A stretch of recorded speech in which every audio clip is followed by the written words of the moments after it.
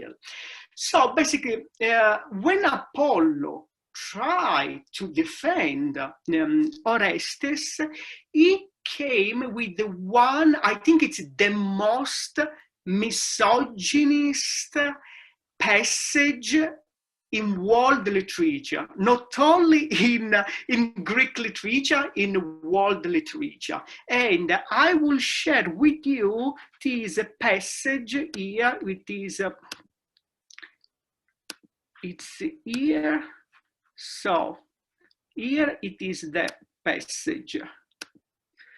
So Apollo basically it's defending its Orestes and say that actually his crime is not comparable to the crime of Clytemnestra, because a woman, a mother, is not as important as a man or as a father. It is what in this for a modern reader, these are very shocking lines. So this Apollo would say to the jury, I'll tell you something else. The so-called mother of the child isn't the child begetter, but only a nursing soil for the new sown seed. So the women are considered receptacle, basically receptacle of the seed of men. So these were the idea. These are common idea in the Greek civilization. Aristotle later also had similar ideas. And this kind of ideas became very common, mainstream ideas in the Middle Ages then. So, but the origin, the root of this kind of idea are here in these passages in Greek literature. Then the man, the one on top, it's the true parent, while she defined as a stranger. So the mother is a stranger to the child, foster a stranger sprout. And then here come Athena. He said, and I can prove you that the father is more important than the mother. Look who is before me, Athena. She was begotten by the head of Zeus. This is one of the most famous myths in Greek mythology. So there it is myth that Athena basically was born from the head of Zeus. One day Zeus had a terrible headache, called Hephaestus, who opened his head, and this baby in full armor came out from his head. So Athena had a father, but not a mother. This kind of birth with one parent are very common actually in ancient civilization, but usually are baby born from mother, and the mother usually it's a maiden virgin. So the birth from a father, just exclusively father, is a kind of exceptional, but we have a lot of myth of parthenogenesis. So parthenogenesis means the birth from a virgin woman. I mean, also in Christianity, there is the birth of Jesus Christ is through parthenogenesis. But also in Mesopotamian literature, we have Gilgamesh, if I correctly remember, he was born by a virgin. So this kind of birth are kind of usual in ancient civilization. So Athena, it's an example, even if it's an example of birth from a father. So these are very shocking lines, but this tells you how Greek saw the gender role. So the father is the only begetter of the child. The father is the only true parent of the child. So so in this case, Aeschylus, the myth here, is even taking away the only power that a Greek woman had, that is the power of procreation. And now and then, so there is this discussion. So the Erini try instead to try to charge Orestes. And the end of this trial, there is this human juror. There were 12 human jurors. They were split. So 6 voted for acquitting Orestes, and 6 were vote for charging Orestes. So in this case, there was a figure who break the tie. This figure, in this case, it's Athena.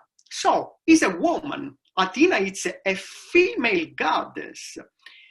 She's female biologically, but in her mind, she's not a woman at all. Look how she, this is an ancient representation of Athena who is coming out from the head of Zeus. It's there are tons of representation. I just picked this one from these Greek vase. So, at the end,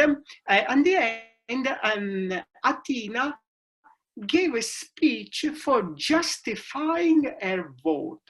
You would assume that she would vote for charging Orestes. Well, you would assume wrongly. Actually, she voted for the acquittal of Orestes.